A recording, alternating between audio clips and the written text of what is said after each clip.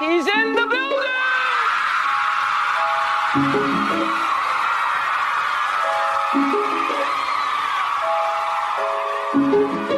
Drink the moment.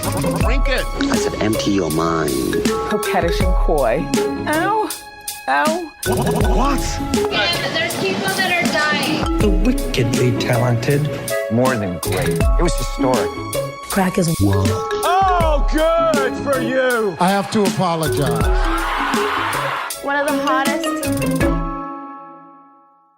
Hello and welcome back to The Reheat, a podcast that re-examines the hottest celebrity news and scandals of yesteryear and asks, how would we react to the same events if they'd transpired today? I'm your co-host, Sarah Sahagian. And I'm Sadaf, your other co-host. And in today's episode, we're going to get into one of the most iconic Hollywood romances of our time, that of Tom Cruise and Nicole Kidman. Now, before we dive into this relationship and all its delicious highs and lows, Sarah, what did you make of this pretty odd couple back in the day? You know, I think that a lot of the preconceived notions I had about what heterosexual couples were supposed to look like at the time when I was a little girl were challenged by this couple because she was taller. I actually think it was just came down to height, right? I think it was so ingrained in us that men were supposed to be taller. So in some ways, I really appreciate that they challenged that notion, which I think is a more oppressive aspect of heterosexuality than even we realize. Otherwise, I wasn't old enough to see most of their movies, so I wasn't particularly invested in them. What about you? I was definitely too young to watch their movies. Did that stop me? No, it did not. I watched Days of Thunder, Far and Away, Eyes Wide Shut. I loved them all. Not that they were all great. They did not all deserve that love. But I think I was just so enamored by the two of them. I loved them. And I think partly because they were such an odd match. And let's be real, a lot of that had to do with the height. Yes, you're right. And also the fact that she was kind of this brand new thing and he was already Tom Cruise, capital T, capital C. There was just something about the two of them together. Now, let's dig into it a little bit more. So Tom first laid eyes on Nicole in the film Dead Calm, which is very good. I highly recommend. She had been in Tokyo on a press tour for the movie when one day, no big deal, Tom gave her a call. Now, keep in mind, they hadn't met yet. So here was her reaction as she told it to Vanity Fair in 2002. Quote, I thought, wow, this is America. Tom Cruise wants to meet me. He made Top Gun and Cocktail, the films I grew up watching.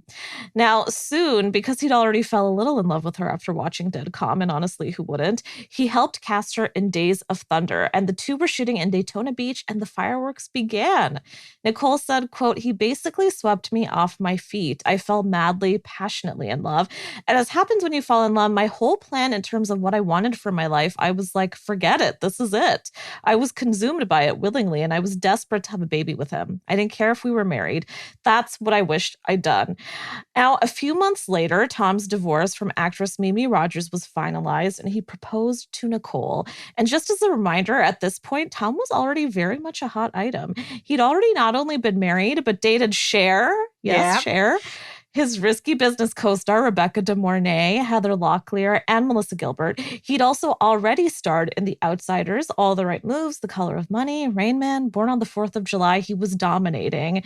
And he was covering every teen magazine and most tabloids. As for Nicole, she was only 22 compared to Tom's 28. And this was just her third project. She was an unknown in Hollywood. She was also a hell of a sight. You remember vintage Nicole Kidman. She had those big, swooping red curls, the big blue eyes, and let's get into the heights.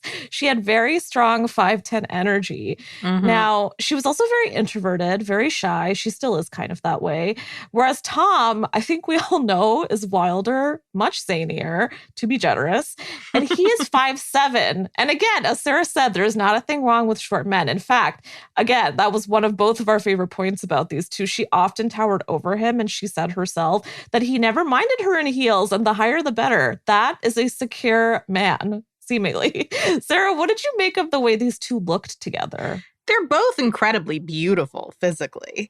And they were also striking because, as we have said, the height difference was not one we were used to. We were used to sort of the woman being maybe 5'7" and the man being 5'10" or over 6 feet because it's Hollywood and a lot of actors are very tall. And so you couldn't look away because not only were they beautiful, but that made them interesting too. So many Hollywood couples are generically beautiful, but they were more striking for that reason. Yes. They gave you something to think about, something to talk about. It was really cool that he was confident enough in his masculinity to be with a much taller woman who also was wearing heels. Like, I respect that about him. I don't respect a lot about Tom Cruise, but I respect that about him. But they're also just so hot. Like, regardless of their height difference, they're so attractive. Yeah, they are. And I will say, and I know that this is a very controversial statement, but I am a big fan of both. Now, mind you, I know how problematic Tom Cruise is, but I cannot help but enjoy him because he is such a bizarre persona. I also love his movies. Come on, that is Ethan Hunt right there. I even have a photo of the two of them where Tom is lovingly gazing up at her on a red carpet on a shelf somewhere. And I just look at it from time to time and I'm still wowed by their chemistry. There was something that they had and it was alive in all of their movies. Now, one thing that I'm curious about, Sarah, is, the way that their careers intersected at this point. Do you feel like she got a leg up because of Tom? Because that was what a lot of the feedback was at the time. You know what? A lot of people said that. And it's so misogynistic. This woman is a brilliant actor. This woman won Oscars after him. And I know people could say that that's because there was this degree of sympathy people felt after their divorce for her. But no, she obviously is a tremendous talent. She's also gorgeous, which counts for a lot in Hollywood. Yeah. Apparently, according to Hollywood, people who aren't gorgeous aren't talented. If you watch a movie, the only talented people you get to see are very conventionally attractive. Yeah. She was born to be a movie star. I don't for a second think she wouldn't have been a movie star if she didn't end up with him. She's striking. You can't take your eyes off her. It's the height. It's the hair. It's the eyes. It's the porcelain skin. It's so many things. It's, the fact that she also has thin privilege and white privilege and is just so conventionally gorgeous. She looks like a Renaissance oil painting. So I don't for a second think that he made her a star. However, yes, the right relationship can expedite the process of becoming a star. She might not have become a star at 22 without him. That is so perfectly put, down to the oil painting, yes. And I do think, we can't deny that Tom definitely did help expedite her process in Hollywood. I think that's the right word. But this woman, she was going to be a movie star no matter what happened. Look at her. And also, she is up there. I would put her up there alongside Meryl Streep as the best of what we have right now. She is that fucking good. But also one thing that I really liked about the relationship, and actually Nicole only talked about this in the last couple of years after the Me Too movement happened, where she said one great thing about her relationship with Tom was that he afforded her a kind of quote unquote protection from being sexually harassed and from being an assault victim in Hollywood. And that's not necessarily even about him specifically. It's about his star power as a man in Hollywood. And there's a lot to be said about that too, I think. Like, this was an airtight relationship. They were both getting things out of it clearly. Oh, yeah. There was clearly something special between these two. And it was so strong that it had Nicole feeling ways she never had before. She'd never even lived with a man before Tom. And then the two immediately shacked up. They would go on rides on his Harley together and go-kart at 3 a.m. and go skydiving. She was very much in a relationship with my king, Ethan Hunt. It's like being on The Bachelor. You know how on The Bachelor they make you do all of those stunts for dates? Like, that's what it sounds like. And listen, what's bad about that? That sounds amazing because this is in real life. Clearly, it was a lot of fun. And as she told Vanity Fair, quote, "I was willing to give up everything. I now see that as part of me. I'm willing to do that. I do it when I do a movie too. I'm willing to go, bring it on, consume me, intoxicate me. I want to feel alive. I want to reel, basically. I was reeling with Tom and I loved it. And I would have walked to the end of the earth. That meant giving up a lot of things that were very important to me." Now, that is a very wild quote, if you think about it. I mean, she's head over fucking heels. And it's also a very old school thing to say. I mean, not a lot of people, especially celebrities, talk that candidly about being in love now. It's almost kind of frowned upon. Sarah, what do you think when you hear that? She's such an artist. Like, she feels so deeply, which is why she's a good actress, because she can just access this range of emotions. And I respect that about her. I feel like it's got to be helpful to be so in touch with your feelings. But man, I don't think I could handle having that many feelings in a day. Yeah. Sarah, your husband, Brandon, is taking a lot of hits on this podcast episode. No, I love him so much. I just her whole I met him and I immediately wanted to be with him and sacrificed everything for him. I I don't know, man. Wait for like the 6th date. See, if you have the same taste in TV shows. Yeah, I mean, back then I was such a romantic and I loved this kind of shit. And I thought, oh my God, amazing. She really found her prince. But I've grown up and I just kind of have to give it a little bit of a side eye. It's a lot. And it also, the relationship escalated so quickly. So it definitely makes you kind of question a little bit. Yeah. Now, one of the things that I feel like she was sort of giving up was her privacy. As someone who very much valued that then and today, this meant a significant departure from Nicole's usual way of life. As she said, quote, "You're being watched and scrutinized and that slowly affects you. But it's also deeply romantic because it feels like there's only the two of you and you're in it together, as if you're in a cocoon and you become very dependent on each other." It's hard for me not to keep rolling my eyes. I mean, my God, she sounds unwell. But while she was gushing for this man pretty much 24/7, and whenever they were spotted on pretty much every red carpet together for their films, they looked deeply in love and enamored and rarely let each other's hands go. The press had a very different idea, naturally. Nicole was considered rude, cold even, and never leaving Tom's side. And here's one of her most infamous quotes about the relationship on that. Quote, "I felt I didn't deserve to be there in my own right, and so throughout I wasn't there as Nicole, I was there as Tom's wife." Sarah, do you think she was in his shadow during this period? And I mean, what happens when you sort of surrender your life to someone at this stage? Well, I mean, it sounds like she has imposter syndrome, which is true of a lot of women. Yeah. I don't know. This is the thing. I'm not a huge Tom Cruise fan. I respect that you are, Sadaf. I love that you are, right? Like, That's generous. Thank you. but Because I know you don't. It's okay. but I love you. And so I love Tom for you, right? Like, I'm trying to be happy for you that he makes you happy, right? I'm happy he makes you happy. But I do wonder if he was a good partner. Like, was he there as a cheerleader for her saying like, "No, babe, like you're going to win an Oscar one day"? Or was he like, "Oh yeah, you look cute on my arm"? Like, I don't know. I know that he liked that she was tall, but does that mean that he was a supportive husband overall? I don't know. He might just have liked that she was hot and looked like a model. I will say, but also this doesn't say much. Tom would say on red carpets, she's an incredible actress, whatever. He'd always be raving about her performances. But what is actually happening behind the scenes and in their relationship, we can't say. But now, so let's move a little forward. The two were building a family very quickly. After marrying on Christmas Eve, in 1990, they adopted 2 children. Yeah, it is a lot. Isabella, who was born in 1992, and Connor, who was born in 1995. Now, in a 2004 interview with Vanity Fair, Tom said, quote, "Seeing Nicole with Isabella, I see a whole other side to her. Sometimes I just stand back and watch, or I'll walk up the stairs and just stand there and listen to them play. Sometimes Nick will forget to turn that little baby speaker thing off, and I'll just sit there and listen to them." Those are the little moments in life when you stop and think, I want to make sure I'll remember this forever. I mean, they both sound disgustingly in love. That's what I will say. But building this family didn't come easy for the two. 1 year after they met and got together, Nicole experienced an ectopic pregnancy and lost the baby, which she said was a traumatic moment. A decade into their relationship, and well after their 2 adoptions, she experienced a miscarriage. Now, very shortly after that, they would actually file for divorce. We'll get into that a little bit more later, but here she is talking about their fertility struggle on 60 Minutes in 2011. One that's been in the place of wanting another child or wanting a child knows the disappointment, the pain, and the loss that you go through trying and struggling with fertility is such a big thing, and it's not something that I've ever run away from talking about. I've had a very, very roller coaster ride with fertility. I just have, and it has never been easy for me. So to now be in this place where I have 2 gorgeous adopted children and 2 biological children,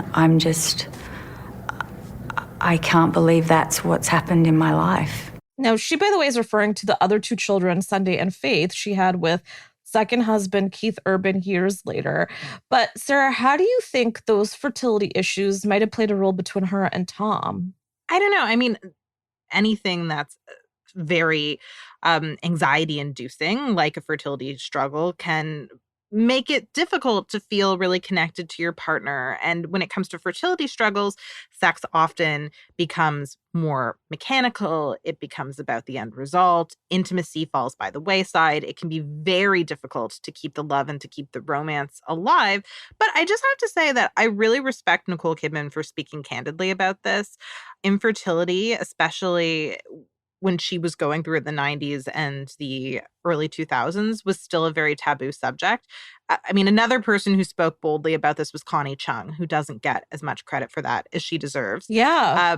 But I have to say that the female celebrities who came out and spoke about this when there was still such a stigma, they have so much courage and I respect them. But it is hard on your relationship. And that's not my opinion. I mean, I'm very privileged never to have gone through fertility struggles, but it's a fact that these are stressful. We know that from studies that I have read for my work. And my heart goes out to any couple or throuple or group of partners who are going through infertility struggles.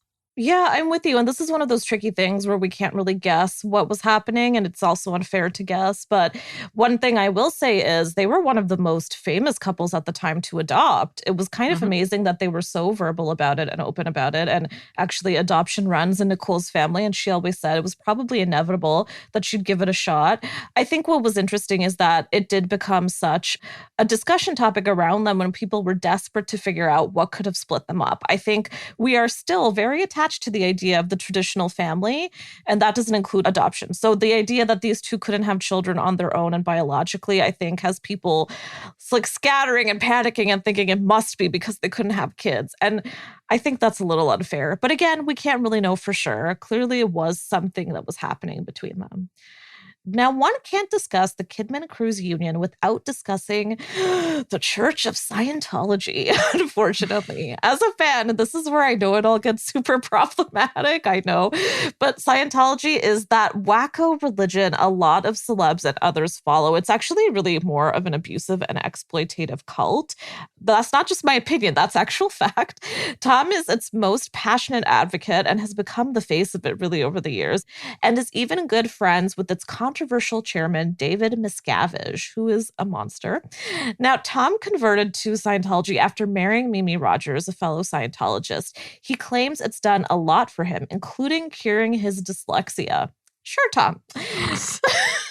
Now, he's donated an obscene amount of money to the church and even lobbied everyone from former French President Nicolas Sarkozy to former British Prime Minister Tony Blair to recognize Scientology as a religion in Europe. It is very hard to say all this without laughing.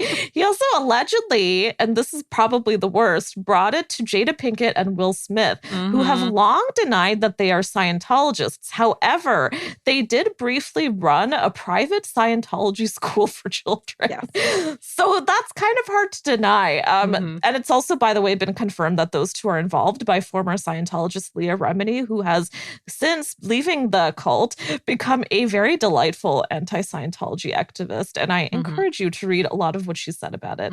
Now, the church's chilling influence on Tom does not stop there. In 2004, 3 years after his split from Nicole, he became notorious for saying he believed psychiatry should be outlawed and is pseudoscience, which is what the church believes. This is obviously bullshit. He even criticized actress Brooke Shields for using an antidepressant to treat her postpartum depression. It led to a notorious debate between him and since disgraced Today Show host Matt Lauer, and to Brooke saying Tom, quote, should stick to saving the world from aliens and let women who are experiencing postpartum depression decide what treatment options are best for them. Amen.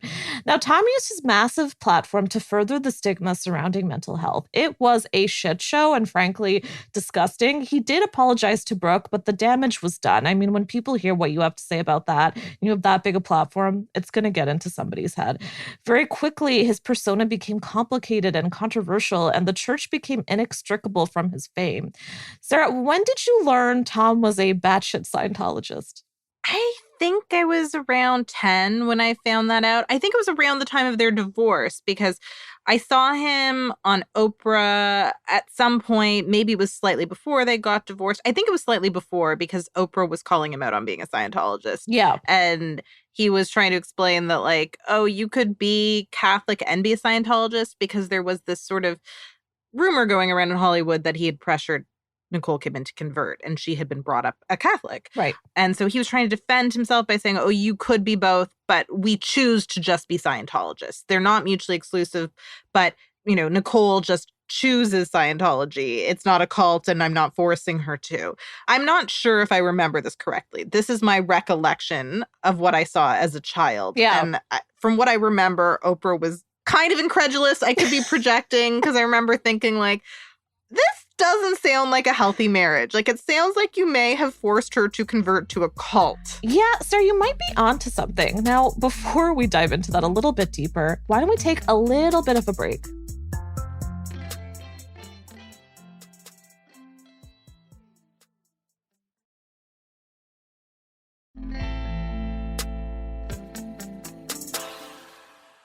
Now, during his relationship with Nicole, it was no secret that Tom was a Scientologist. Nicole even openly said while she respected his faith, she herself was not a follower. She's very respectful. But there was a lot more to it. The biggest bombshell came in 2013 with Lawrence Wright's book, Going Clear, Scientology and the Prison of Belief, and Alex Gibney's 2015 documentary adaptation of that book. I highly recommend both. And both highlighted Tom's involvement in the church to quite a degree. Not only do they claim that the church, along with Miscavige, would choose and groom potential romantic partners for Tom, but that he would use church members as laborers who would even clean his bathroom floors for him. With, if I remember correctly, toothbrushes. Got to get it clean. Yeah, I got to get into the little spots. Now, Exactly. actress Nasneen Baniati, who was auditioned to be one of his girlfriends, yes, you heard me correctly, auditioned to be one of his girlfriends, compared this whole thing to, quote, white slavery. Oof. Now, here's the toughest part. Nicole's father was a well-established psychologist in Australia, and because the church does not believe in psychiatry, remember that, they considered him to be a suppressive person. A suppressive person in Scientology is basically an enemy to their religion, somebody who doesn't agree with their beliefs and therefore is just trying to suppress it.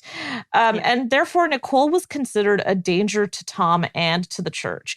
It didn't help that while they were shooting Eyes Wide Shut in 2001 in the UK for a year, Tom spent little time with the church. One might say that was healthy. Yeah. Put a little distance.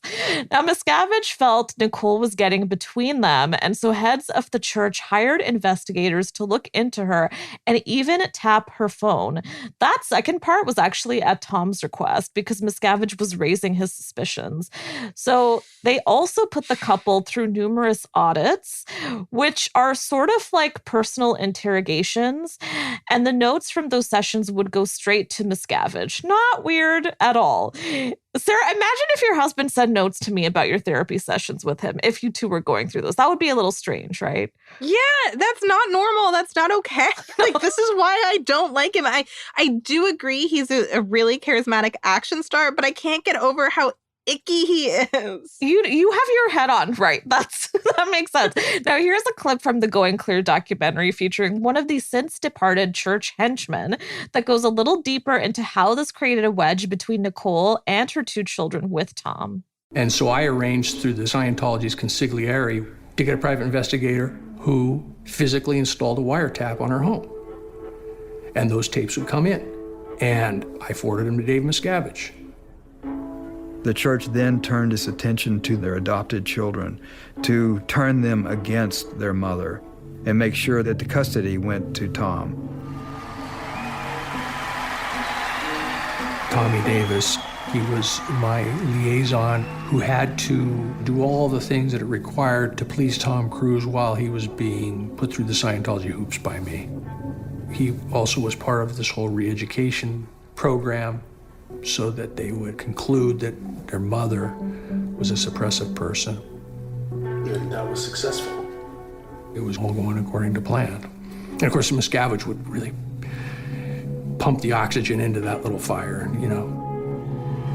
Miscavige was brilliant at flaming people's fears and building up their egos. Chilling? Now, it is widely believed that the church pushed Tom to divorce Nicole and is also what led to the distance between her, Isabella, and Connor, who have both been raised as Scientologists. Isabella even trained to be an auditor, which is a person who essentially does those little interrogation sessions about a person's past life, everything that's going on in their life right now, in hopes of supposedly getting rid of the negative influences in their lives. It's a lot of BS. Now, she did that with the help of Tom. After Nicole had her two younger daughters with second husband Keith Urban, whenever she would mention those children and didn't mention Connor or Isabella, the media would pounce and question why that was. It also didn't help that after their split, Isabella and Connor, who are now 28 and 26, chose to live with Tom for that entire duration after their split, or that they refused to call her mom, something Nicole revealed in 2007, shockingly very candidly, and said did bother her. Here's what she had to say about all of this in 2018 to Who magazine. Quote, "They are adults. They are able to make their own decisions. They have made choices to be Scientologists. And as a mother, it's my job to love them." Sarah, there is so much to unpack here, but do you believe Scientology is what actually came between Tom and Nicole and her and the children? It's probably not just one factor, but I would say this is likely the largest one. Yeah. I was not privy to the inner workings of their marriage, but come on. This is a conspiracy against Nicole that happened, and the church executed it. And oh God, she just breaks my heart by talking about how it's her job to love them. She's such a good mom. At least, I mean, maybe it's different behind the scenes, but that is what you say. I'm going to love them even when they are distanced from me. And my heart just goes out to her. It breaks for her. Oh my God. I had an epiphany. Oh, please share. Tom Cruise for you is what the royal family is for me. Where it's I know the royal family is bad. I know monarchy is bad, but I love them. I feel like it's a similar thing. That is flawless. Chef's kiss. I think you will get more sympathy from our listeners than I will. But I think that's spot on. And I will say, and I think it's for a similar reason, because there's an entertainment value. The more you hear about this nonsense that we've been talking about, it's absurd. It's so absurd that it makes him almost this clownish figure. But then when you hear these details about how it impacted the relationship, it's really hard to sympathize with it because, yeah, I agree with you. It's actually devastating because she really did lose her relationship with these two children. That really is the case. And them staying with Tom, I think, says a lot. Them deciding to be Scientologists says a lot. Isabella actually choosing to be actively involved in the church says a lot. I don't think Nicole was a suppressive person. Even when she spoke in the media, she was very respectful about Scientology, which is actually impressive because as somebody who is pretty candid, she could have said anything she wanted and she never did. I will say in the past couple of years, the rumors have been that she's had a pretty good relationship with the two. Take that how you will, because the extent of it is that we've seen Isabella liking a few of Nicole's Instagram posts. We can't actually know what's going on behind the scenes. Nicole has said that it's been a lot better, so that makes me happy. But, what can we say about a man who allows his cult to get between him and his family? I mean, it's insane. You were married to Nicole Kidman and you let David Miscavige get between you? How? That man, by the way, is another little weasel of his own. And we'll get into that maybe in another. Yeah. So after 11 years of marriage, Tom and Nicole would, sadly to me, but probably good for Nicole, announce their divorce in 2001, which set off a massive shockwave around Hollywood. Nicole was open about the fact that it had been Tom's idea and was also a complete surprise to her. She told People magazine shortly after, quote, "Our life together was perfect. It took me a very long time to heal. It was a shock to my system. That was a great relationship. I think it ran its course.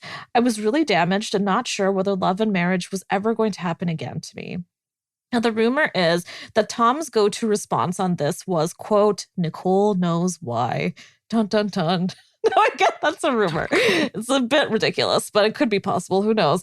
I think the explanations, though, for the split were many. We don't actually know what's true because neither of them have ever confirmed it, which is also interesting. It's been years and they've never really said what happened.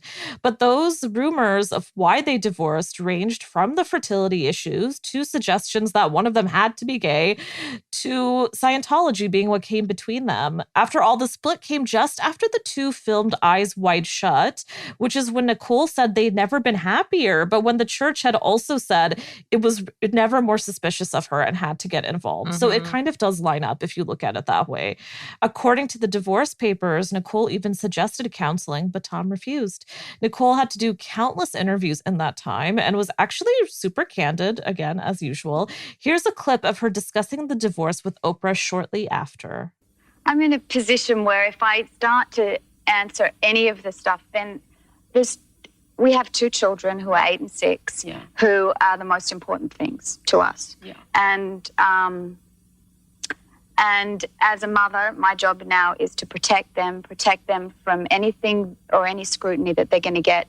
And in terms of what they're going to read and what they're going to see when they're 16, 17 or 15, I'm trying desperately now to protect that so that they don't say, Mummy, look, this was written about, or this was so that any information they get comes from Tom and me. But all I will say is it's been awful. It's one of those things where you just say, I cannot believe this is happening to me, but I will move forward day by day.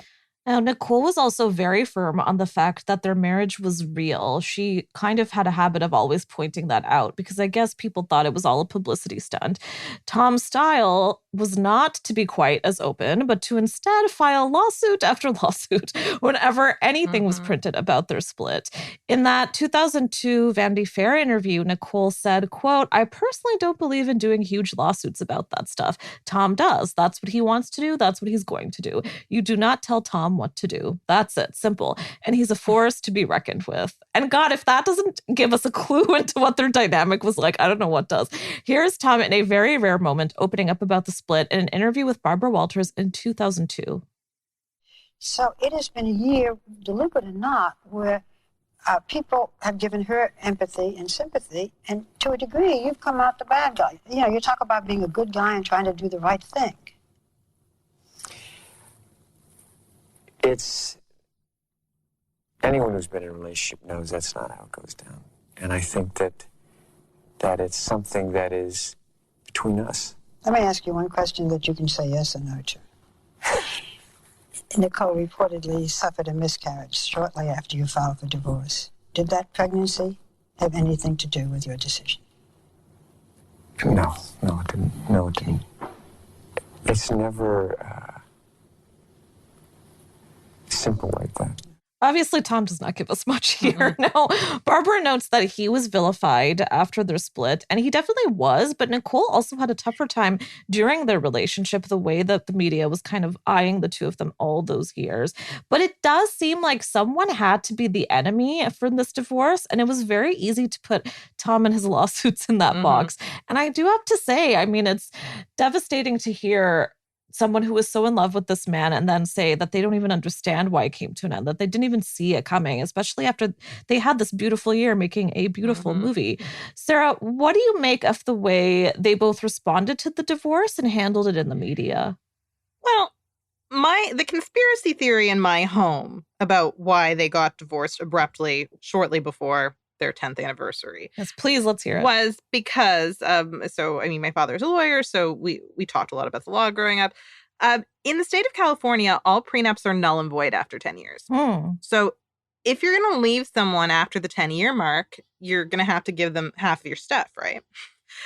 So the conspiracy theory in my house was that, probably Scientology had gotten involved, but the winning argument was likely, do you want to give her all your stuff? Are you 100% sure you want to stay with her forever? And if you don't, do you want to have to do this big payout? Right. So I suspect there was a prenup situation and that this came down to dollars and cents. And that's why he did it so abruptly before their 10th anniversary. And I think she probably was blindsided, right? It sounds like they were trying to expand their family. You also don't think that your husband's to be such a dick that even if he wants to leave you, he'll leave you right after a pregnancy loss. Yeah. He just comes off as so unsympathetic here. Yeah. Also, Barbara Walters, when she wants to be, very good interviewer. That was a great series of questions. Barbara Walters is stunning when she really tries. It's not herself a villain in the dynamic. Yeah. Like, there's been a lot of bad ones, but there's been some damn good ones. And you're right, because she got him to say yes or no to something. And that's pretty tough. If you pay attention, Tom Cruise over the years never gets personal in an interview. He just doesn't do it. And in this case, this is the littlest bit that we ever really got from him. But we'll get into that a little bit more, because my favorite part of this entire drama is one everybody should know. Moments after leaving her lawyer's office to sign the divorce papers, Nicole stepped out in an admittedly unfortunate outfit, but that's not the point. In that moment, her arms are stretched out wide. She's practically dancing along the sidewalk, eyes closed, her face in a grin. She's elated. These are iconic images, which you should go look up right now if you haven't already seen them, of a woman freed. And they've even become a beloved meme in the years since, and a testimony to leaving a relationship that does not serve you. Better yet, it seemed like the moment she divorced Tom, her career got better and better, which is something, because during the relationship, let's not forget, she felt a major imbalance and as though she was an accessory to Tom's success.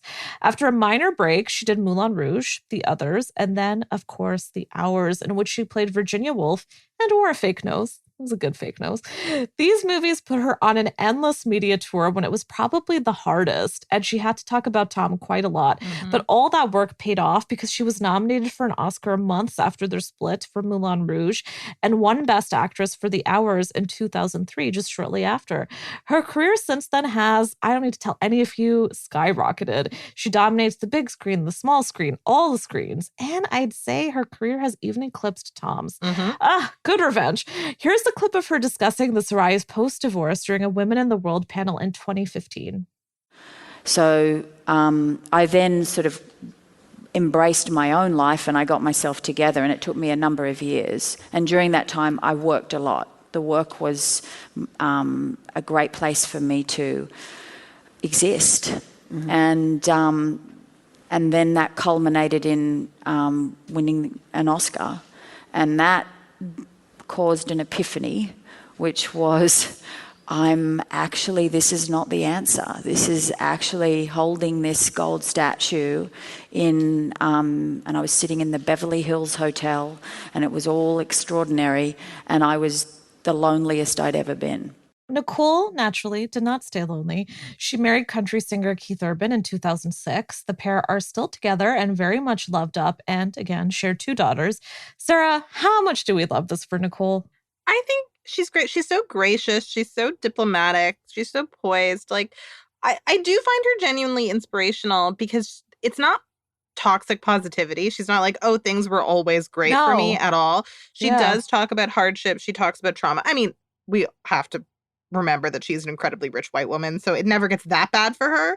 But I'm so happy that she got through that, and that there was meaning, and that she took her broken heart and turned it into art, as the meme says to do. Ooh. No, I think she seems like a lovely person. I don't actually know her, but neither of us do, but we do love her. I do love her. Yeah, I love her. This parasocial relationship I have with her is a strong one. It's very healthy.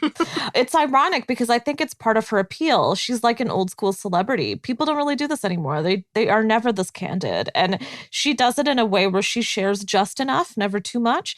And she does it in a way where her emotion is what's on the surface. And as you said, Sarah, that's really what makes her such a great actress too. So then, you know, you could say the opposite for Tom, who never really puts it out there. And maybe that makes sense. I mean, what's so appealing about Tom is his action movies, where emotion is not really a part of the equation. Now, as for Tom, after his split from Nicole, he delved deeper into Scientology, because why not? He also went on to marry actress Katie Holmes, which led to his infamous couch jumping moment with Oprah, where he said he'd never been happier and was ecstatic. I can only imagine how Nicole felt. He was like a cute little popcorn popping. It was a wild time and had him covering every tabloid, his name in every headline. He and Katie, however, did divorce in 2012, the rumor for this again being Scientology. She's rarely discussed the relationship and the marriage, but Tom admitted Katie filed for divorce partly because of his involvement with the church.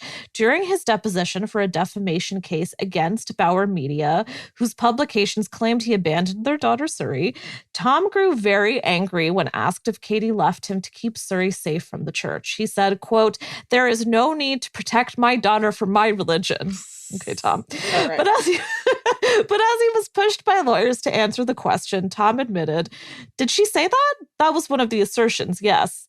He also revealed that Suri was no longer a member of the church. The lawyers kind of pulled like a Barbara Walters there, but they got it out of him. Now, once someone leaves the church, it's important to remember that they're labeled a suppressive person who is cut off from family, much the same way Nicole was rumored to have been years before. However, we do know Tom still has a relationship with Suri, as they've been seen by paparazzi at various times over the years, even with Katie, and as recently as earlier this year.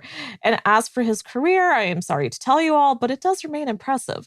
I'd even say he's been having an especially impressive run in the last 5 years, with Mission Impossible still pulling in incredible box office numbers and stunts from him, along with the Edge of Tomorrow franchise and a Top Gun sequel on the way.